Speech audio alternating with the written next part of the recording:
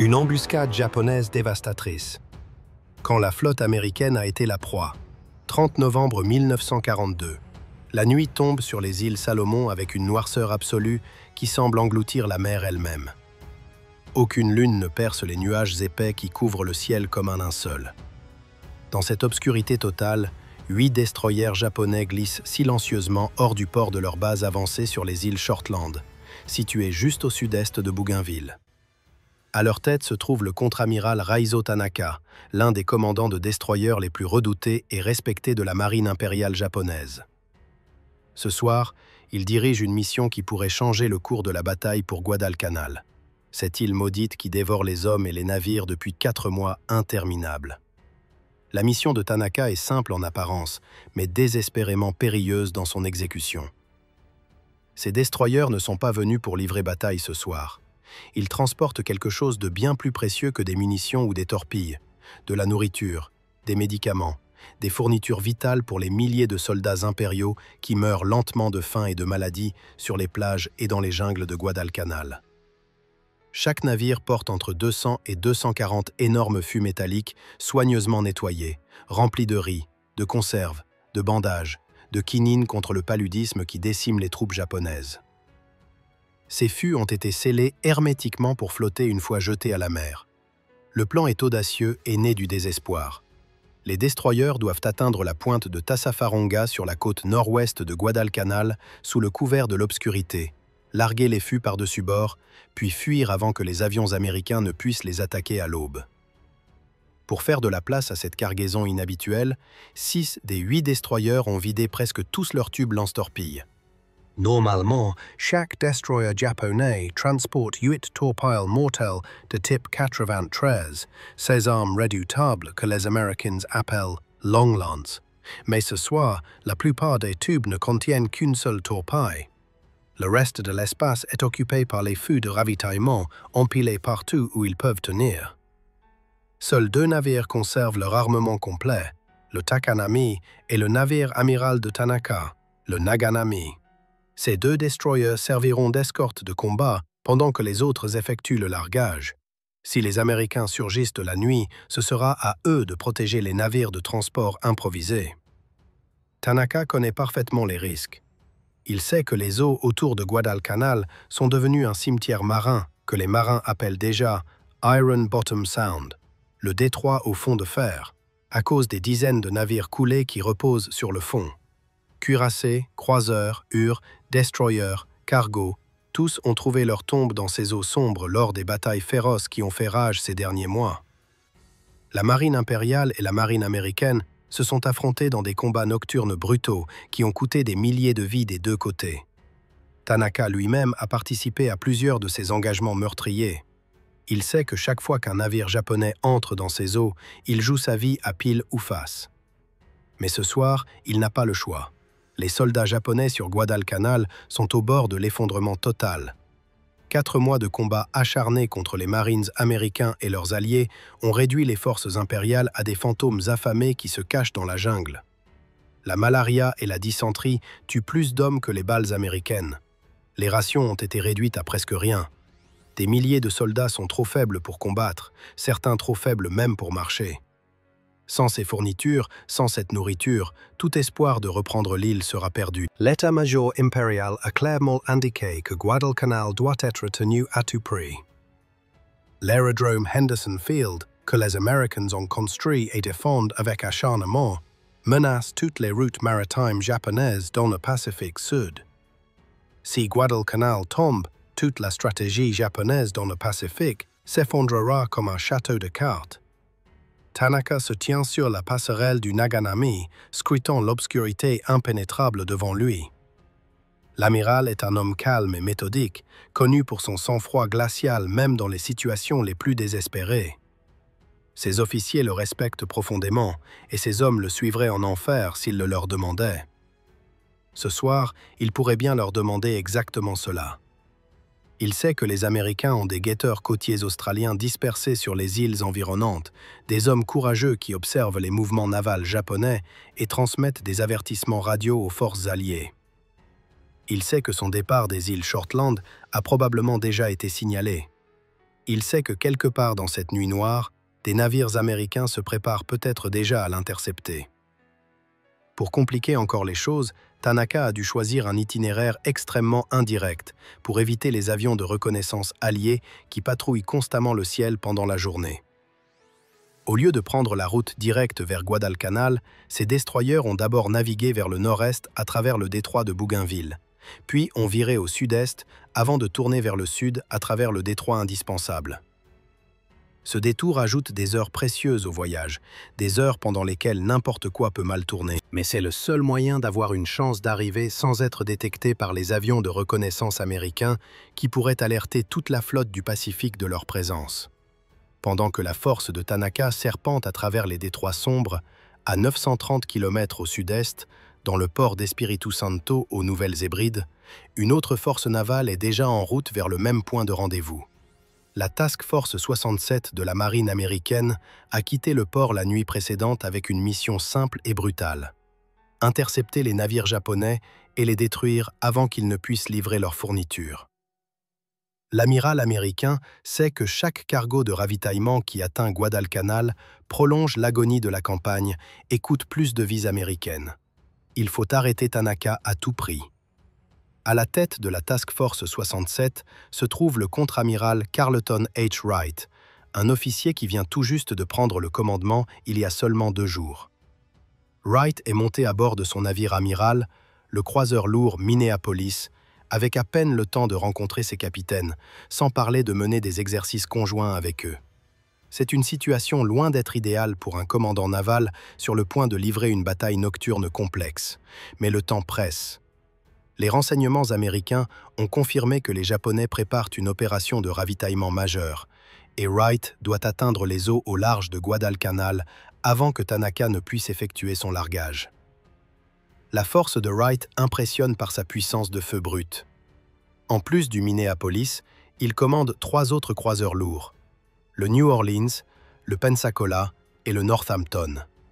Ces navires sont des géants d'acier armés de canons de 203 mm, capables de pulvériser un destroyer à des kilomètres de distance. Ils disposent également du croiseur léger Honolulu et de 4 destroyers de classe Fletcher tout neufs: le Fletcher lui-même, le Perkins, le Drayton et le Maury. Ces destroyers représentent la toute dernière technologie navale américaine, équipés de systèmes radars modernes qui peuvent détecter des navires ennemis dans l'obscurité totale à des distances que les marins d'il y a seulement quelques années auraient jugées impossibles. Le radar est l'atout secret de Wright. Les Japonais n'ont rien de comparable à cette technologie révolutionnaire qui transforme la nuit aveugle en jour pour les opérateurs radars américains. Sur les passerelles des destroyers Fletcher, des techniciens surveillent attentivement les écrans phosphorescents de leur système radar SG, ces merveilles de l'ingénierie électronique qui peuvent voir à travers l'obscurité et détecter des navires ennemis à 15 ou 20 km de distance. Le commandant William M. Cole, à bord du destroyer Fletcher, a une confiance particulière dans le système radar de son navire. Il sait que dans une bataille nocturne, celui qui repère l'ennemi en premier a un avantage écrasant. Celui qui tire le premier peut gagner la bataille avant même que l'adversaire ne sache qu'il est là. Les croiseurs américains doivent maintenir une vitesse moyenne de 28 nœuds tout au long du voyage s'ils veulent atteindre Guadalcanal avant Tanaka. C'est une vitesse punitive pour des navires aussi massifs, une vitesse qui fait trembler leurs coques d'acier et rugir leurs machines. Dans les salles des machines surchauffées, les mécaniciens surveillent anxieusement les cadrans de température et de pression pendant que les turbines tournent à pleine puissance heure après heure. 6 heures après leur départ, alors qu'ils labourent les eaux sombres de la mer de Salomon, les opérateurs radars à bord des destroyers Fletcher en tête de la formation effectuent des balayages d'entraînement, testant l'équipement qui, ils l'espèrent, leur donnera l'avantage critique dans la bataille nocturne à venir. À 22h25, la Task Force 67 a franchi le canal Lengo, le passage étroit entre Guadalcanal et les îles Florida. Même avec l'aide du radar, naviguer dans ces eaux la nuit est périlleux. Les Américains n'ont pas de carte montrant les obstacles sous-marins et un échouage pourrait s'avérer désastreux pour un croiseur lourd. Un navire immobilisé dans ces eaux serait une cible facile pour les bombardiers japonais à l'aube. Mais les questions se compliquent encore par un développement inattendu. 2 destroyers supplémentaires, le Lamson et le Lardner, qui reviennent d'une mission d'escorte de convoi vers Guadalcanal, reçoivent l'ordre de rejoindre la Task Force 67. Il n'y a pas de temps pour que Wright informe leur commandant de son plan de bataille, alors il leur assigne simplement une position à l'arrière de la colonne de croiseurs. Cette improvisation de dernière minute ajoute encore plus de confusion à une force qui a à peine eu le temps de s'organiser. Pendant ce temps, les 8 destroyers de Tanaka poursuivent leur route tortueuse à travers les détroits. Malgré toutes les précautions, un guetteur côtier australien posté sur le sud de Bougainville repère leur départ et transmet un avertissement radio aux forces américaines. Le message est reçu, décodé et transmis à Wright. L'amiral américain sait maintenant avec certitude que les Japonais arrivent. Quelque part dans cette nuit sans lune, les 2 forces convergent vers le même point mortel au large de la pointe de Tassafaronga. La collision est inévitable. La nuit est exceptionnellement sombre, le ciel complètement couvert, aucune lune, et la visibilité limitée à moins de 3 km. L'obscurité d'encre qui enveloppe Iron Bottom Sound, ce nom sinistre gagné par les nombreux navires coulés qui gisent sous sa surface, favorisera celui qui détecte l'ennemi en premier. Dans cette noirceur absolue, le radar américain devrait donner à Wright un avantage décisif. Ces croiseurs peuvent frapper l'ennemi avant même que les Japonais ne sachent qu'ils sont là. Du moins, c'est la théorie. Mais Tanaka est un adversaire rusé et expérimenté, un homme qui a survécu à d'innombrables batailles nocturnes dans ces mêmes eaux. Il ne sera pas une proie facile. À 23h06, alors que la Task Force 67 progresse le long de la côte nord-ouest de Guadalcanal, l'opérateur radar du Minneapolis détecte ce qu'il décrit comme une petite verrue sur le cap Espérance. La tâche grandit jusqu'à ce qu'elle se détache de la masse terrestre. L'amiral Wright informe immédiatement sa force du contact radar. D'autres tâches apparaissent bientôt sur l'écran, révélant finalement 7 navires japonais s'approchant depuis la direction de l'île Savo. Le piège se referme. Les Américains ont trouvé leur proie. Sur le Fletcher, l'équipe radar du commandant Cole détecte également les navires ennemis, relèvement 285 degrés à 14 000 mètres. Ils suivent la formation et déterminent qu'elle se déplace à 15 nœuds sur un cap de 140 degrés. À 23h16, alors que la formation ennemie se trouve à 243 degrés à une distance de 7000 mètres, une position de tir optimale, Cole demande à l'amiral Wright la permission de lancer des torpilles. C'est le moment parfait, l'angle idéal, la distance idéale. Les destroyers américains peuvent frapper maintenant et infliger des dégâts dévastateurs avant que les Japonais ne sachent même qu'ils sont attaqués. Mais Wright hésite. Il attend 2 minutes cruciales avant de répondre avec le message. La distance sur les cibles est excessive pour le moment. Cole répond que la distance est parfaite, mais 2 autres minutes précieuses s'écoulent avant que Wright n'accorde finalement la permission de tirer. À ce moment-là, les navires japonais sont passés d'une position de tir optimale à une position marginale, donnant aux torpilles américaines une longue et difficile poursuite pour atteindre leur cible. Ces 4 minutes perdues pourraient coûter très cher. À 23h20, le Fletcher, le Perkins et le Drayton lancent 20 torpilles Mark 15. Simultanément, Wright ordonne à ses croiseurs d'ouvrir le feu. Le Minneapolis lance sa première salve, suivie par les autres croiseurs. Les destroyers tirent des obus éclairants, transformant la nuit en jour. Le Takanami, positionné comme écran pour la colonne de Tanaka, se retrouve pris dans un feu croisé dévastateur. 4 croiseurs lourds et un croiseur léger concentrent leurs canons sur ce seul destroyer.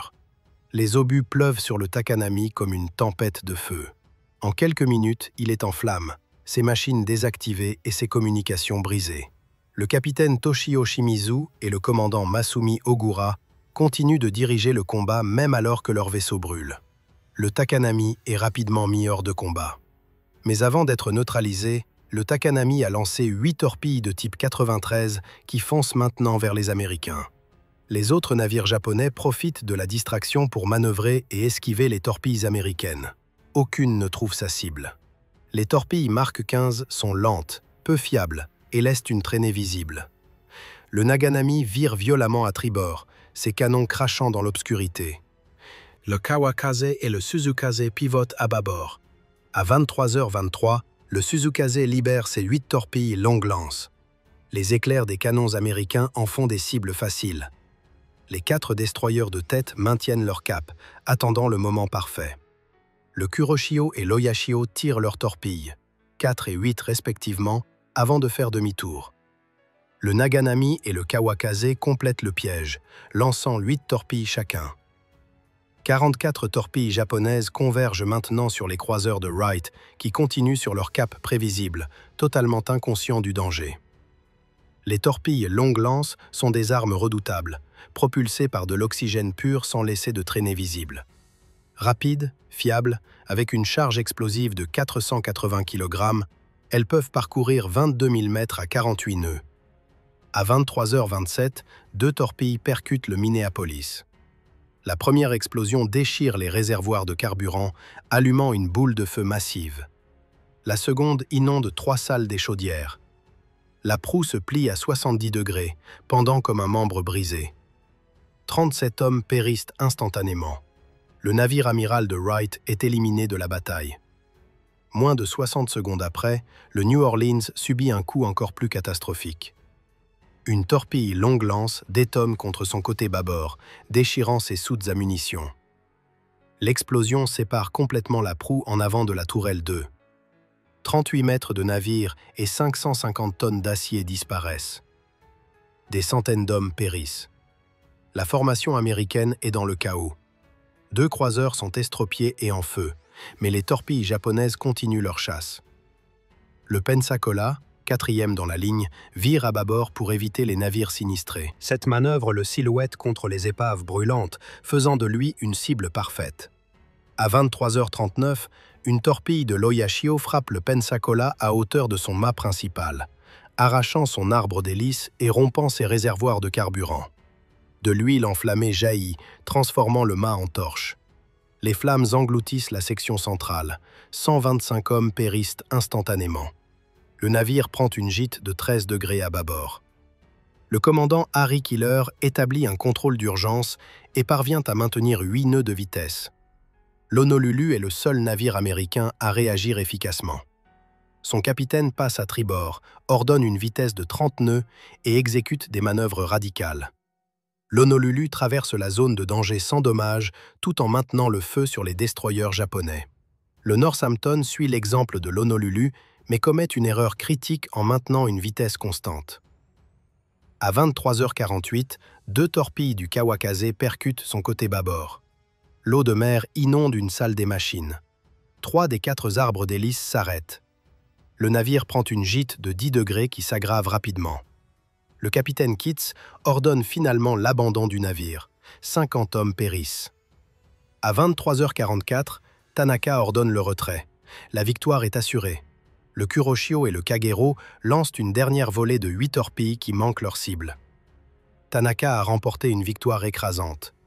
À minuit 1, le contre-amiral Tisdale reçoit le commandement de ce qui reste de la Task Force 67, 28 minutes après l'ordre de Wright. Les destroyers Lamson et Lardner, incapables de localiser des cibles japonaises, tentent de sortir de la zone. Le New Orleans ouvre le feu sur eux par erreur. Ischel note, il clignote des signaux de reconnaissance et se retire. Les 4 destroyers d'avant-garde de Cole font le tour de l'île Savo, mais arrivent trop tard. Tanaka envoie l'Oyashio et le Kuroshio chercher le Takanami. Juste après 1h du matin, il localise le destroyer en flammes, le seul navire japonais frappé pendant l'engagement. Leurs opérateurs sonars détectent des navires américains à proximité. Ne voulant pas risquer d'autres pertes, ils abandonnent la mission de sauvetage. 10 heures plus tard, la force japonaise victorieuse atteint les îles Shortland. 4 croiseurs américains gisent maintenant estropiés au large de la pointe de Tassafaronga. Le Northampton est dans ses derniers moments. Malgré les efforts héroïques de contrôle des avaries, sa gîte augmente à 23 degrés. Le capitaine Kitts arrête les moteurs, espérant que le navire pourrait se redresser. Mais l'angle continue de s'aggraver. À 1h30 du matin, avec le croiseur clairement condamné, Kitts ordonne à tous sauf une petite équipe de sauvetage d'abandonner le navire. 20 minutes plus tard, le Fletcher et le Drayton, qui avaient fait le tour de l'île Savo pendant la bataille, reçoivent l'ordre de secourir les survivants du Northampton. Les destroyers approchent prudemment, abaissant des embarcations et jetant des lignes aux centaines de marins couverts d'huile qui luttent maintenant dans les eaux sombres.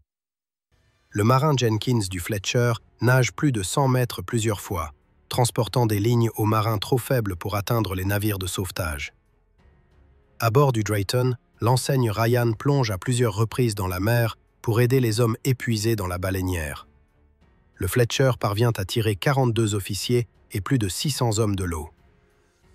Alors que l'opération de sauvetage continue, la gîte du Northampton atteint 35 degrés. À 2h40 du matin, le capitaine Kitts et l'équipe de sauvetage abandonnent finalement le navire agonisant.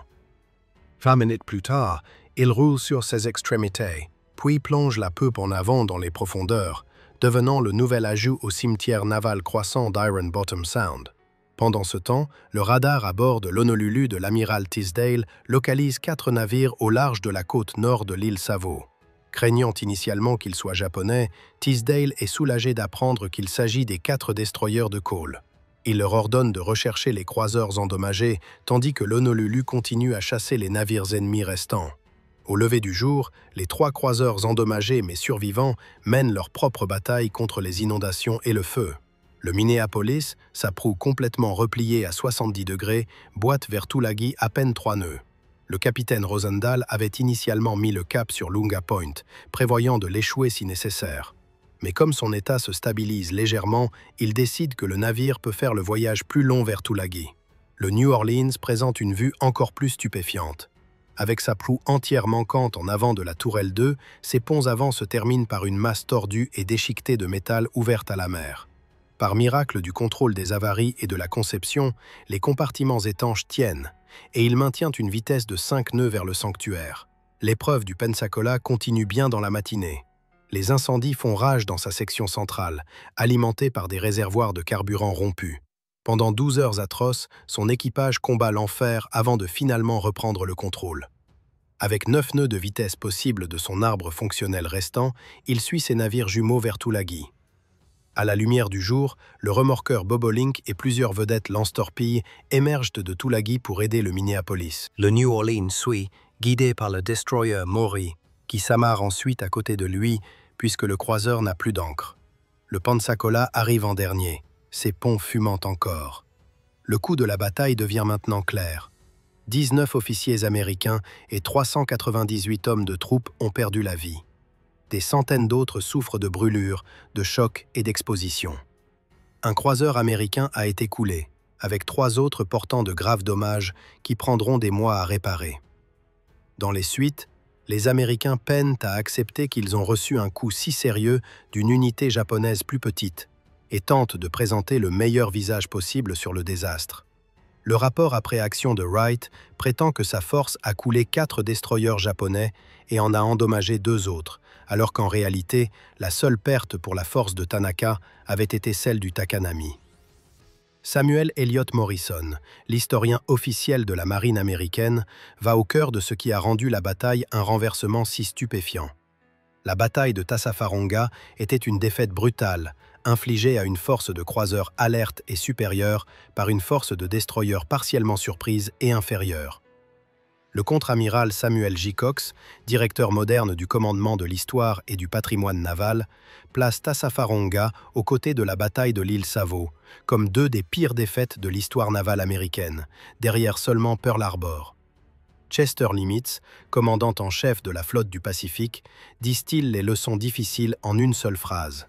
Entraînement, entraînement et encore entraînement. Mais son évaluation néglige les déficiences technologiques qui ont contribué à la défaite, en particulier la mauvaise performance des torpilles Mark 15 américaines par rapport à l'excellente puissance, portée et absence de sillage visible de leurs homologues japonaises type 93 longue lance. Les Américains restent inconscients des véritables capacités des torpilles japonaises. L'amiral Wright, incapable de croire que les torpilles auraient pu frapper ces navires de telle distance, suggère que des sous-marins auraient dû être impliqués dans l'attaque. Ce n'est qu'à la mi-1943 que la marine américaine reconnaîtra finalement les problèmes graves avec leurs propres torpilles et reconnaîtra pleinement la supériorité de la longue lance. Le désastre de Tassafaronga provoque des discussions urgentes dans toute la flotte du Pacifique sur les changements de doctrine tactique et les améliorations techniques. Le lieutenant-commandant Joseph C. Wiley Jr., officier exécutif du Fletcher, dirige bientôt le développement du premier manuel du Centre d'information de combat pour destroyers, standardisant l'utilisation tactique du radar au combat. Le commandant Harley Burke, qui dirigera plus tard les destroyers américains vers la victoire aux batailles de la baie Empress Augusta et du Cap Saint-Georges, étudie soigneusement l'expérience de Cole à Tassafaronga. Tirant une leçon directe de l'hésitation fatale de Wright, il établit des ordres permanents qui ordonnent aux destroyers d'attaquer l'ennemi au premier contact sans attendre les ordres du commandant de la force opérationnelle. De même, le commandant Frédéric Moosbrugger applique les leçons de Tassafaronga lors de la planification de la bataille du golfe de Vella. Là, il retire le tir d'artillerie jusqu'à ce que les torpilles américaines soient observées frappant les navires ennemis, empêchant les Japonais de détecter l'attaque jusqu'à ce qu'il soit trop tard. Pour les Japonais, malgré leur victoire au combat, Tassafaronga représente la dernière tentative majeure de renforcer les troupes sur Guadalcanal par des navires de surface. Bien que Tanaka effectue plusieurs autres courses d'approvisionnement en décembre, celle-ci s'avère de plus en plus inefficace. Le 12 décembre, Tanaka perd son navire amiral Teruzuki et est lui-même blessé et ensuite relevé de son commandement. À la fin de décembre, le quartier général impérial conclut que Guadalcanal ne peut pas être tenu. L'empereur Hirohito lui-même approuve le plan d'évacuation, et entre le 2 et le 7 février 1943, les Japonais retirent leurs forces restantes, concédant l'île aux Alliés. La bataille de Tassafaronga représente une terrible perte pour les États-Unis, mais les leçons apprises de la défaite ont joué un rôle dans la forge de la domination navale qui a finalement assuré la victoire dans le Pacifique. Aimez, commentez et abonnez-vous pour plus d'histoires fascinantes de la guerre navale dans le Pacifique.